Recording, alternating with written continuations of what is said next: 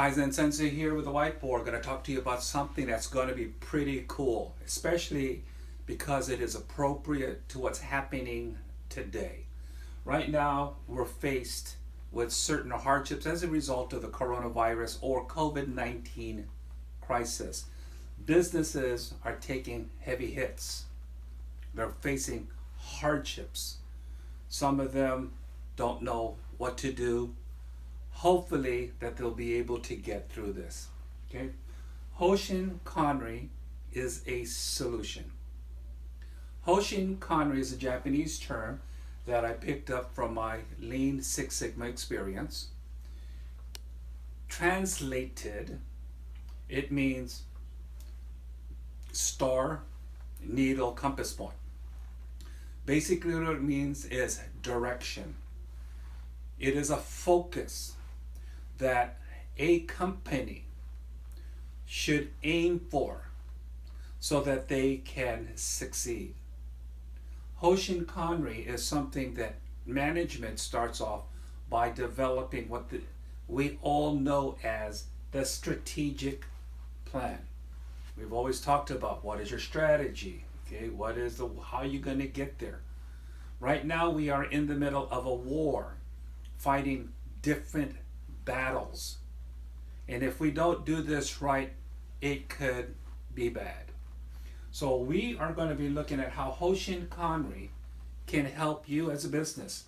It's basically three-phase process, beginning, middle, and an end. It starts with the current state, shoot at the future state, and in between, reverse engineer. Okay? So the current state is kind of quite simple. We need to know where your company is right now. Whatever it is, you have to be honest and you have to be truthful. We got to look at financially. Okay? You have money, you don't have money. You don't have support. Okay? What is the current environment?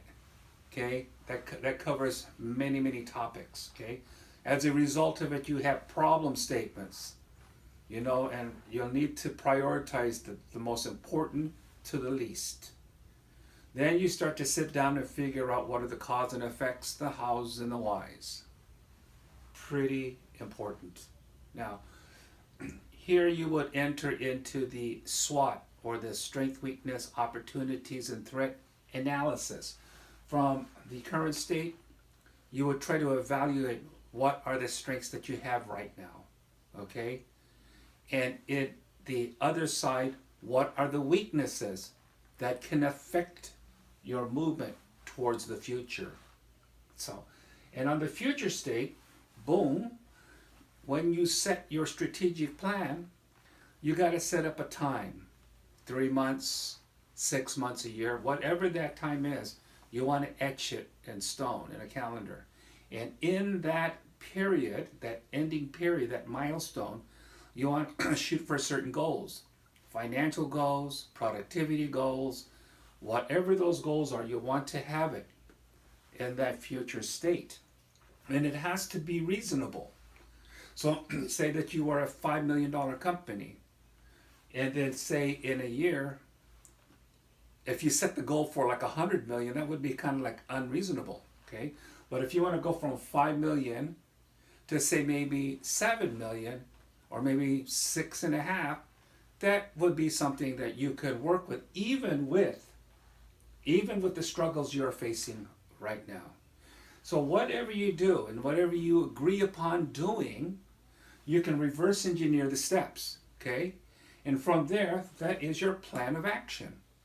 Now your plan of action will be basically a blueprint. And it has to consist of those very important parts of your company. Labor, which is the people, right? The infrastructure, which includes the building, the equipment, and the tooling, okay? Then number 3, your supplier, vendor, supply chain. What raw materials can you get on a timely manner? And then 4th and finally, which is very important, is the methodology.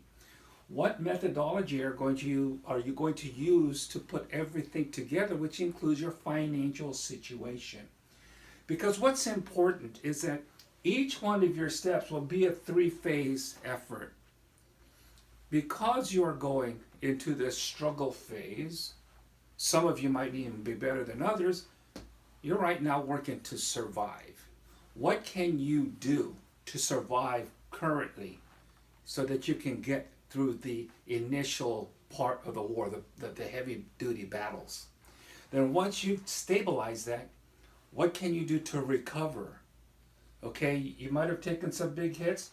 Now you need to get this part where you got to recover from this heavy duty thing that you went through in the survival phase. And then once you finally got to a point where you're thoroughly stabilized, then you set up this distinct and definitive plan where you are now sustaining a successful momentum. Okay, you're going from here.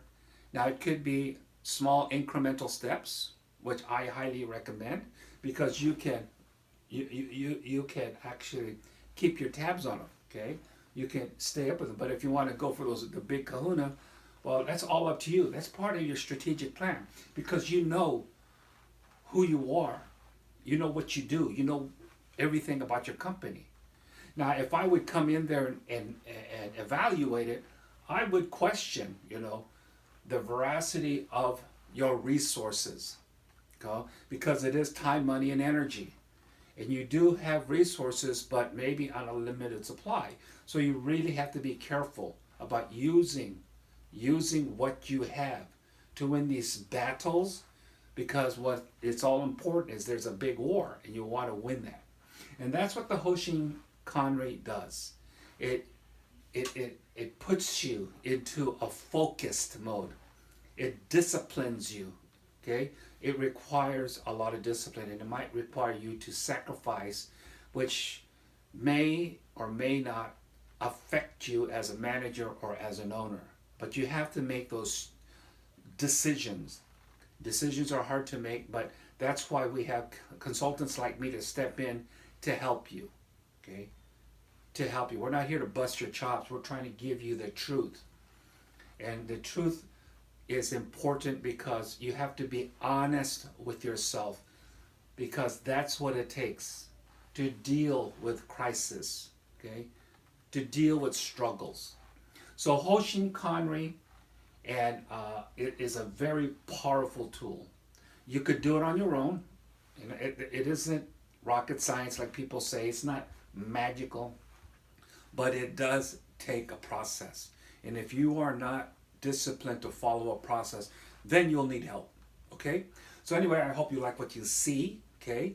Remember that I'll be doing a couple more of these things. If you have any questions, you know how to get in touch with me. But in the meantime, we're still in this crisis, so be safe, be healthy, and be well. Thank you for watching.